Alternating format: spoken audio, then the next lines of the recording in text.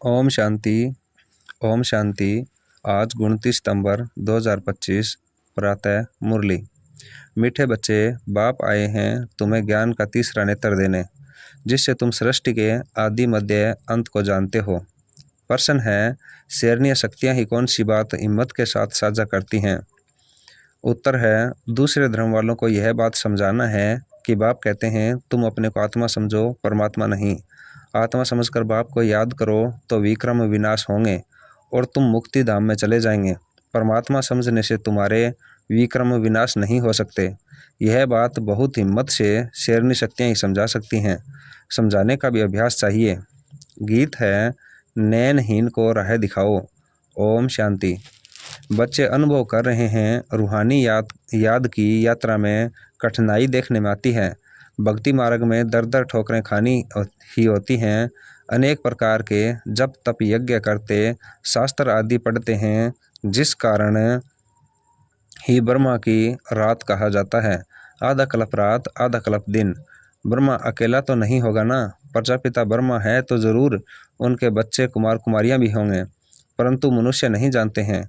बाप ही बच्चों को ज्ञान का तीसरा नेत्र देते हैं, जिससे तुमको सृष्टि के आदि मध्य अंत का ज्ञान मिला हुआ है।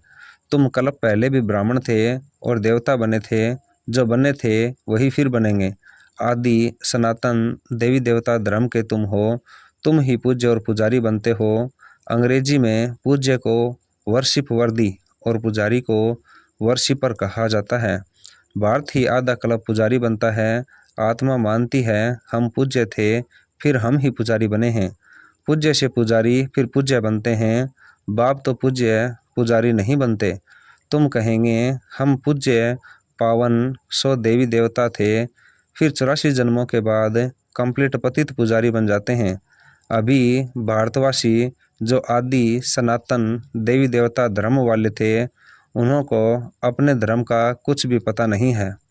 तुम्हारी इन बातों को सब धर्म वाले नहीं समझेंगे। जो इस धर्म के कहाँ कन्वर्ट हो गए होंगे वही आएंगे।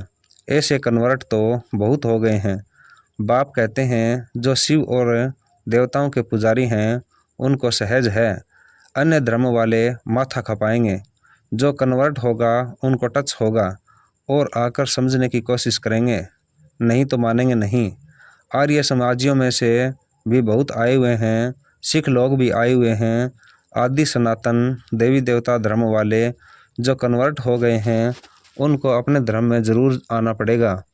झाड़ में भी अलग अलग सेक्शन हैं, फिर आएंगे भी नंबरवार। टालियाँ निकलती रहेंगी। वह पवित्र होने के कारण उन्हीं का प्रभाव अच्छा निकलता है। इस समय देवी देवता धर्म का फाउंडेशन है नहीं जो फिर लगाना पड़ता है। बहन भाई तो बनाना ही पड़े। हम एक बाप के बच्चे, सब आत्माएं भाई भाई हैं, फिर भाई बहन बनते हैं। अब जैसे कि नई सृष्टि की स्थापना हो रही है, पहले पहले हैं ब्राह्मण। नई सृष्टि की स्थापना में प्रजापिता ब्रह्मा तो जरूर चाहिए। ब्रह्मा द्वारा ब्राह्मण होंगे। इनको रुद्र ज्ञान यज्ञ भी कहा जाता है। इसमें ब्राह्मण जरूर चाहिए। प्रजापिता ब्रह्मा की औलाद जरूर चाहिए। वह है ग्रेट ग्रेट ग्रैंडफादर। ब्राह्मण हैं पहले नंबर में चोटी वाले। आदम बीबी एडम ईव को मानते भी हैं। इस समय तुम पुजारी से पूज्य बन रहे हो। तुम्हारा सबसे अच्छा यादगार मंदिर देलवाड़ा मंदिर है। नीचे तपस्या में बैठे हैं, ऊपर में राजाई, और तुम यहाँ चैतन्य में बैठे हो। यह मंदिर खलास हो जाएंगे, फिर भक्ति मार्ग में बनेंगे। तुम जानते हो अभी हम राजयोग सीख रहे हैं, फिर नई दुनिया में जाएंगे। वह जड़ मंदिर तुम चैतन्य में बैठे हो। मुख्य मंदिर यह ठीक बना हुआ है। स्वर्ग को नहीं तो कहाँ दिखाएं, इसलिए छत में स्वर्ग को दिखाया है। इस पर बहुत अच्छा समझा सकते हो। बोलो भारत ही स्वर्ग था, फिर अब नरक भारत है। इस धर्म वाले झट समझेंगे। हिंदुओं में भी देखेंगे तो अनेक प्रकार के धर्मों में जाकर पड़े हैं। तुमको बहुत मेहनत करनी पड़ती है निकालने में। बाबा ने समझाया है अपने को आत्मा समझ मामेकम याद करो बस, और कुछ बात ही नहीं करनी चाहिए। जिनका अभ्यास नहीं उनको तो बात करना भी नहीं चाहिए, नहीं तो ब्रह्म कुमारी का नाम बदनाम कर देते हैं। अगर दूसरे धर्म वाले हैं तो समझाना चाहिए कि यदि तुम मुक्ति धाम में जाना चाहते हो तो अपने को आत्मा समझो, बाप को याद करो। अपने को परमात्मा नहीं समझो। अपने को आत्मा समझ बाप को याद करेंगे तो तुम्हारे जन्म जन्मांतर के पाप कट जाएंगे और मुक्ति धाम में चले जाएंगे। तुम्हारे लिए यह मन मना भव का मंत्र ही है बस, परंतु बात करने की हिम्मत चाहिए। शेरनी शक्तियाँ ही सर्विस कर सकती हैं। सन्यासी लोग बाहर में जाकर विलायत वालों को ले जाते हैं कि चलो तुमको स्पिरिचुअल नॉलेज देवें। अब वह बाप को तो जानते ही नहीं, ब्रह्मा को भगवान समझ कह देते, इसको याद करो, बस यह मंत्र दे देते हैं। जैसे किसी चिड़िया को अपने पिंजड़े में डाल देते हैं तो ऐसे ऐसे समझाने में भी टाइम लगता है। बाबा ने कहा था हर एक चित्र के ऊपर लिखा हुआ हो शिव भगवानुवाच। तुम जानते हो इस दुनिया में धनी बगैर सब निधन के हैं, पुकारते हैं तुम माता पिता। अच्छा, उनका अर्थ क्या? ऐसे ही बोलते रहते तुम्हारी कृपा से सुख घनेरे। अब बाप तुमको स्वर्ग के सुख के लिए पढ़ा रहे हैं, जिसके लिए तुम पुरुषार्थ कर रहे हो। जो करेगा वह पाएगा। इस समय तो सब पतित हैं, पावन दुनिया तो एक स्वर्ग ही है। यहाँ कोई भी सतो प्रधान हो न सके। सतयुग में जो सतो प्रधान थे वही तमो प्रधान पतित बन जाते हैं। क्राइस्ट के पिछाड़ी जो उनके धर्म वाले आते हैं वह तो पहले सतो प्रधान होंगे ना। जब लाखों के अंदाज में होते हो तब लश्कर तैयार होता है लड़कर बादशाही लेने। उनको सुख भी कम तो दुख भी कम। तुम्हारे जैसा सुख तो किसी को मिल न सके। तुम अभी तैयार हो रहे हो सुख धाम में आने के लिए। बाकी सब धर्म कोई स्वर्ग में थोड़े ही आते हैं। भारत जब स्वर्ग था तो उन जैसा पावन खंड कोई नहीं होता नहीं। जब बाप आते हैं तब ईश्वरीय राज्य स्थापन होता है। वहाँ लड़ाई आदि की बात नहीं। लड़ना झगड़ना तो बहुत पीछे शुरू होता है। भारतवासी इतना नहीं लड़े हैं, थोड़े आपस में लड़कर अलग हो गए हैं। द्वापर में एक दो पर चढ़ाई करते हैं।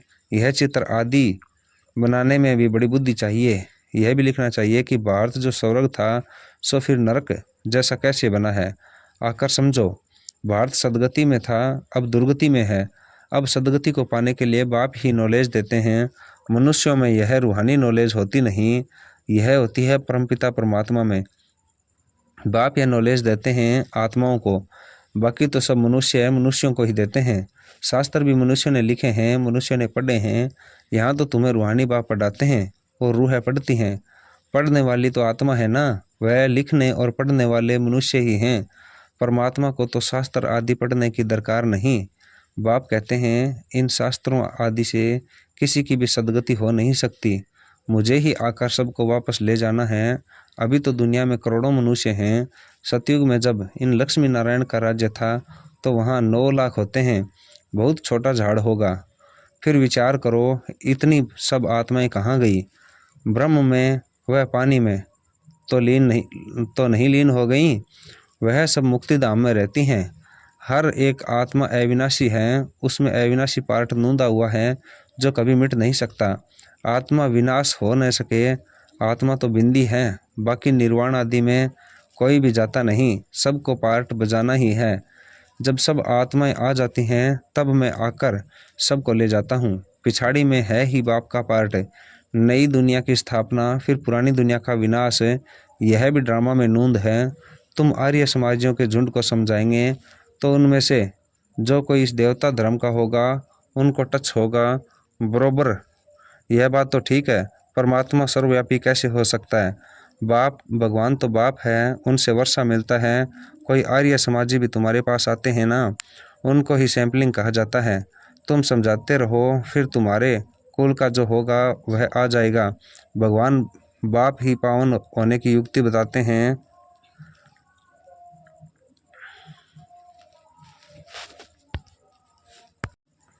भगवानुवाच मामेकम याद करो, मैं पतित पावन हूँ। मुझे याद करने से तुम्हारे विक्रम विनाश होंगे और मुक्ति धाम में आ जाएंगे। यह पैगाम सब धर्म वालों के लिए है। बोलो। बाप कहते हैं देह के सब धर्म छोड़ मुझे याद करो तो तुम तमो प्रधान से सतो प्रधान बन जाएंगे। मैं गुजराती हूँ, फलाना हूँ, यह सब छोड़ो। अपने को आत्मा समझो और बाप को याद करो। यह है योग अग्नि, संभाल कर कदम उठाना है। अब सब नहीं समझेंगे। बाप कहते हैं पतित पावन मैं ही हूँ, तुम सब हो पतित। निर्वाण धाम में भी पावन होने बगैर आ न सकें। रचना के आदि मध्य अंत को भी समझना है। पूरा समझने से ही ऊंच पद पाएंगे। थोड़ी भक्ति की होगी तो थोड़ा ज्ञान समझेंगे, बहुत भक्ति की होगी तो बहुत ज्ञान उठाएंगे। बाप जो समझाते हैं उसको धारण करना है, वानप्रस्थियों के लिए और ही सहज है। गृहस्थ परिवार से किनारा कर लेते हैं। वानप्रस्थ अवस्था 60 वर्ष के बाद होती है। गुरु भी तब करते हैं। आजकल तो छोटेपन में ही गुरु करा देते हैं, नहीं तो पहले बाप, फिर टीचर, फिर 60 वर्ष के बाद गुरु किया जाता है। सदगति दाता तो एक ही है, बाप। यह अनेक गुरु लोग थोड़े ही हैं। यह तो सब पैसे कमाने की युक्तियां हैं। सतगुरु है ही एक, सबकी सदगति करने वाला। बाप कहते हैं, मैं तुमको सब वेदों शास्त्रों का सार समझाता हूँ। यह सब है भक्ति मार्ग की सामग्री। सीढ़ी उतरना होता है ज्ञान, भक्ति, फिर भक्ति का है वैराग्य। जब ज्ञान मिलता है तब ही भक्ति का वैराग्य होता है। इस पुरानी दुनिया से तुमको वैराग्य होता है, बाकी दुनिया को छोड़ कहाँ जाएंगे। तुम जानते हो यह दुनिया ही खत्म होनी है, इसलिए अब बेहद की दुनिया का संन्यास करना है। पवित्र बनने बगैर घर जा न सकें। पवित्र बनने के लिए याद की यात्रा चाहिए। भारत में रक्त की नदियाँ होने के बाद फिर दूध की नदियाँ बहेंगी। विष्णु को भी क्षीर सागर में दिखाते हैं, समझाया जाता है। इस लड़ाई से मुक्ति, जीवन मुक्ति के गेट खुलते हैं। जितना तुम बच्चे आगे बढ़ेंगे उतना ही आवाज़ निकलता रहेगा। अब लड़ाई लगी है कि एक चिंगारी से देखो आगे क्या हुआ था। समझते हैं कि लड़ेंगे ज़रूर, लड़ाई चलती ही रहती है। एक दो के मददगार बनते रहते हैं। तुमको भी नई दुनिया चाहिए तो पुरानी दुनिया ज़रूर ख़त्म होनी चाहिए। अच्छा, मीठे मीठे शिकलिदे बच्चों प्रति माता पिता बाप दादा का याद, प्यार और गुड मॉर्निंग। रूहानी बाप की रूहानी बच्चों को नमस्ते। धारणा के लिए मुख्य सार, यह पुरानी दुनिया अब खत्म होनी है, इसलिए इस दुनिया का संन्यास करना है। दुनिया को छोड़कर कहाँ जाना नहीं है, लेकिन इसे बुद्धि से भूलना है। निर्वाण धाम में जाने के लिए पूरा पावन बनना है। रचना के आदि मध्य अंत को पूरा समझकर नई दुनिया में ऊंच पद पाना है। वरदान है, किसी भी आत्मा को प्राप्तियों की अनुभूति कराने वाले यथार्थ सेवाचारी भव है। यथार्थ सेवा भाव अर्थात सदा हर आत्मा के प्रति शुभ भावना, श्रेष्ठ कामना का भाव। सेवा भाव अर्थात हर आत्मा को भावना प्रमाण फल देना। सेवा अर्थात किसी भी आत्मा को प्राप्ति का मेवा अनुभव कराना। ऐसी सेवा में तपस्या साथ साथ है। जहाँ यथार्थ सेवा भाव है वहाँ तपस्या का भाव अलग नहीं। जिस सेवा में त्याग तपस्या नहीं वह है नामधारी सेवा। इसलिए त्याग तपस्या और सेवा के कंबाइंड रूप द्वारा सच्चे यथार्थ सेवाधारी बनो। स्लोगन है, नम्रता और धैर्यता का गुण धारण करो तो क्रोधाग्नि भी शांत हो जाएगी। अव्यक्त इशारे हैं, अब लगन की अग्नि को प्रज्वलित कर योग को ज्वाला रूप बनाओ। अभी निर्भय ज्वालामुखी बन प्रकृति और आत्माओं के अंदर जो तमोगुण है उसे भस्म करो। तपस्या अर्थात ज्वाला स्वरूप याद। इस याद द्वारा ही माया व प्रकृति का विकराल रूप शीतल हो जाएगा।